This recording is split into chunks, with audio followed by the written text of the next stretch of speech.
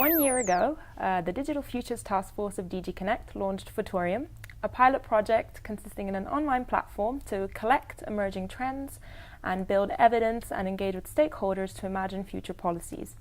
So 1 week from now, we will be in Vilnius at the ICT 2013 Create, Connect and Grow conference, where Futorium will be in the spotlight.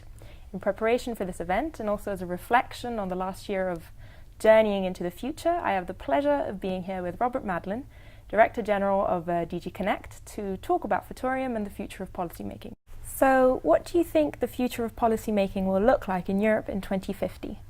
So I think that already, if I look back 35 years in my own professional career, the way policymaking has changed is that we're seeking evidence in more different places and we're seeking preferences from more different actors in society. And I think these two trends, gathering more and more data and involving more and more people, will continue because the information revolution makes both of these trends easy to accelerate. And using the voices of many and evidence from many places is a way to improve public action.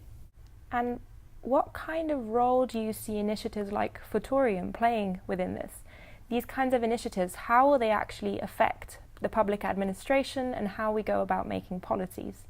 So foresight has always been with us. If you go back to the prophets of the Old Testament, people have always been trying to foresee the future. And I think what I learned as a really sort of baby civil servant in the 70s is that already then foresight as an activity was very strong, for example, with Shell scenarios. Shell as a company was doing this for decades already. What we now see in the last 10 years is that public policy has taken it over. Different member states, President Delors when he was in the Commission, the Cellule de Prospective, the Foresight Unit at number 10 in the UK, everybody wants to look forward. The role that foresight plays is to frame shorter term questions. So it's not the answer, there's not a single future we can predict, but seeing how systems work together in an ever more complicated world is a way of being more accurate in public action. So as I said at the start, it's almost time to celebrate Futorium's 1-year birthday. Looking back onto this year, what do you think are the 3 most important takeaways from the experience? So the first, if I start from the techie IT end, is that building an IT-based platform for conversations is the absolute foundation for an open foresight process. The second, equally indispensable foundation is getting good at a new sort of conversation which bureaucrats like me aren't trained to do, participatory foresight, bringing everybody into the room, getting everybody to talk. This is a second skill.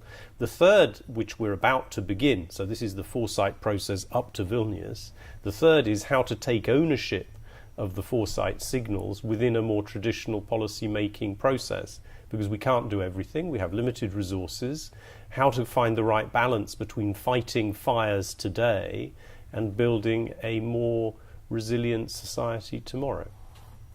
So Futorium has engaged with about 2,200 stakeholders. There are 1,200 Futurisms registered on the platform, and about 200 futures have been co-created there.